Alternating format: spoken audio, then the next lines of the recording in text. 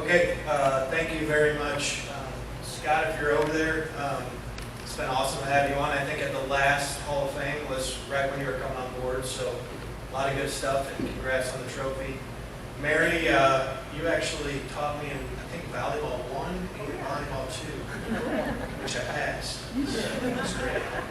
And Justin, if you're still over there, we got to talk about you looking through the archives, because I think that season you talked about when we didn't make the conference was the last time I was playing there. So, got to pick some better data out of the archives. Anyways, thanks to the conference, really cool award. I know it happened back in 2020, so it's been 2 years since we've been able to get together, but great honor to be up here. Awesome to be here with the other inductees tonight. Opportunities like this don't come very often, so what I'm going to use this as an opportunity to take time to thank people that have helped get me here. So I promise to be fast. Blues game at 8:30. Let's see. Growing up, there was never a lack of competition in my family. I was the youngest of 3 and always had something to strive for. Whether it was my brother in soccer, basketball, or golf, my sister in volleyball, there was never a lack of a game or something to try and achieve. They were both off the field getting academic accomplishments as well. So by the time I came around, it was pretty much the norm that you needed to be good at what you were doing, otherwise it wasn't going to be acceptable. I still look up to both of them today, and I do believe they were a huge part of my success by helping me grow up as a young kid into a soccer player and eventually where I'm at now. To my mom, there's a lot that comes full circle when you get to raise your own kids, so pretty cool to have 2 of my own now. And I would say you definitely appreciate the sacrifices that are made once you get to go through it on your own. Always knew that you did a lot for us, but I can really see it now. And I can tell you that what you've done for our family, the example that you've set, and the countless sacrifices you made have helped make this award possible. My teammates at Webster, it was probably the best 4 years of my life that I went through.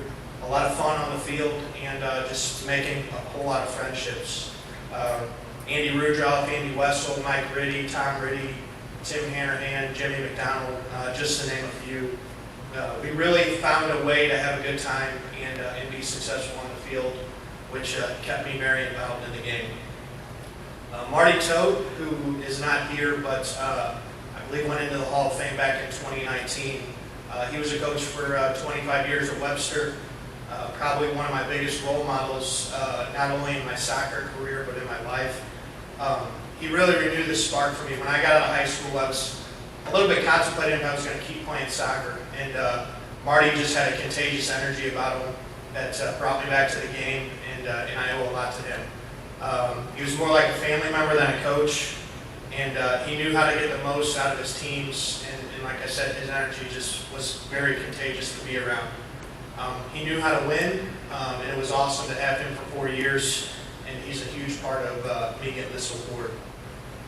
To my wife, Katie, I know you weren't around for most of my college. You're probably okay with not being around when I was in college. And you'll never hear her say it, but she was a heck of a collegiate swimmer in her day, and also finished top of her class. So I get to add another person to the list that I get to strive to chase after. And you have been an amazing mom and continue to be to Riley, Emery, and baby number 3 on the way. So pretty cool stuff as we get to help our kids achieve the dreams that we've been able to get to realize. And finally, back to things coming full circle with this award. My dad was my first coach that taught me how to compete the right way and continue to push to be better. He always used to say things like, "You're not hurt, run it off," or "shoot the ball," or one of the classics, "You scored 2 goals in that game, but you probably should have scored 3.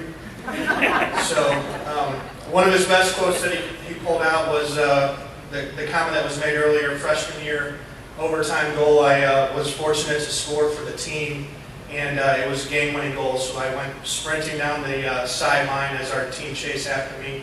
We ended up in a big dog pile, congratulating everything. I get done after the game, go over to the sideline, And his first comment to me was, I think you ran harder in the celebration than you did all game. Always had a good way to keep things humble, and I can appreciate that, whether I wanted to hear it or not. Fact of the matter is, now I'm a little bit older, a couple of kids on my own to raise, and I want the best for them too. I find myself doing the exact same things to my kids that drove me nuts when I was a kid. But one day I hope they will appreciate it, because it really means a lot in what I'm after for them as well. We all need somebody to push us to be better, and that's what my dad did every day, and I really appreciate that. My all-time favorite quote my dad had was, "Soda tastes better when you win." We started hearing it when we were little kids. It was a chant we would cheer when we would win games, all the way kindergarten up through young ages. And we would win the game, and before we were headed to the concession stand, for some reason, it always felt like that soda did taste better. All it was meant was that your hard work is paid off, and that's really what the saying was. Kind of a silly little saying, but it's stuck with me all these years. Well, tonight, this award, I would say, is a result of all those years of hard work, and I'm proud to accept it on behalf of everybody that supported me and helped me get here. Appreciate it. Thanks again. And soda does taste better when you win. So.